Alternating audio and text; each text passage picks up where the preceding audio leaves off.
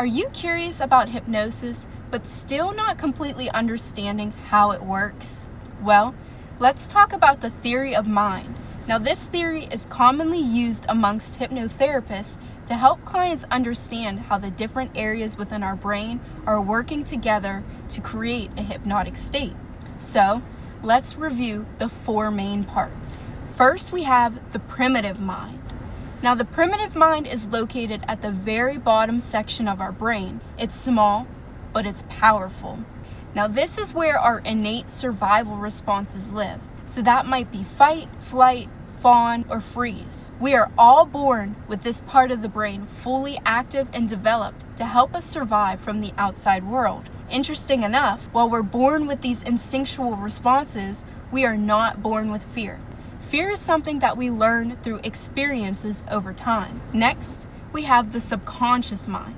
Now, this is the largest area within the mind, and it's making up about 88% of our total brain power. The subconscious is constantly running in the background, as if it's on autopilot. It's always active, but it's rarely ever noticed. Our subconscious is storing all of our memories, starting from the very moment that we were born. Even if we don't consciously remember something, the subconscious mind does.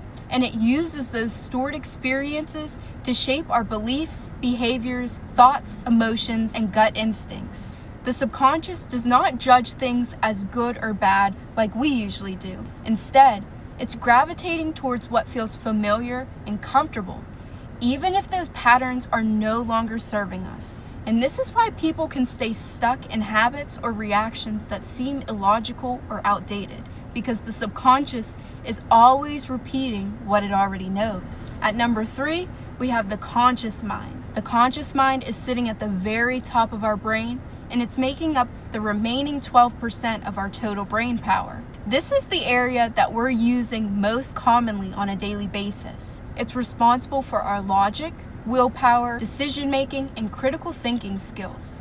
Unlike the primitive mind, the conscious mind develops with age. So it's typically between the ages of 8 through 12 years old when we begin to make sense of the world around us in a more thoughtful or logical way. Our conscious mind is often referred to as our ego because this is where we develop our sense of self and our identity. And number 4, we have the critical mind. This is the smallest area within the mind. It's lying between our conscious mind and our subconscious mind. And the critical mind is working as a filtration system for our thoughts. So it gets to decide which of our conscious thoughts get to enter into the subconscious mind. Every day, we're thinking hundreds, if not thousands, of conscious thoughts, but only those thoughts that are aligned with our current existing beliefs and memories are going to pass into the subconscious mind. So if a thought is out of alignment, it's going to be rejected by the critical mind, and eventually it's going to be vented out during our sleep stages each night. And this is why making lasting change can feel so difficult. If a new belief or goal does not match with your current subconscious programming, your brain is going to block it out, even if it's something positive. So, how does hypnosis work with these 4 main parts within the brain? Whenever you enter into a deeply relaxed state that's very similar to sleep, your brain waves are going to slow down, and this is called a hypnotic state. It allows both your conscious and critical mind to step aside, allowing for direct access to your subconscious mind. While in a hypnotic state, your hypnotherapist is going to provide positive suggestions to support the changes that you're looking to make. So let's say you're trying to overcome a fear. Your subconscious mind is still holding on to the emotional memories behind that fear, even if you're consciously aware and ready to move on. Hypnosis is helping to bypass both the conscious and the critical filter systems, allowing for these new thoughts and suggestions to take root into your subconscious mind. So we're reframing old associations that may have once been negative to something more neutral or positive.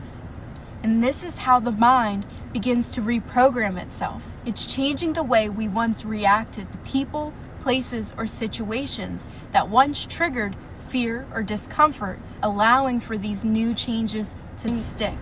If you're curious to learn more about hypnotherapy and how it might benefit you, I highly recommend you check out my social media pages at Divine Minds CCHT, or you can visit my website at divinemindsccht.com to schedule your free consultation.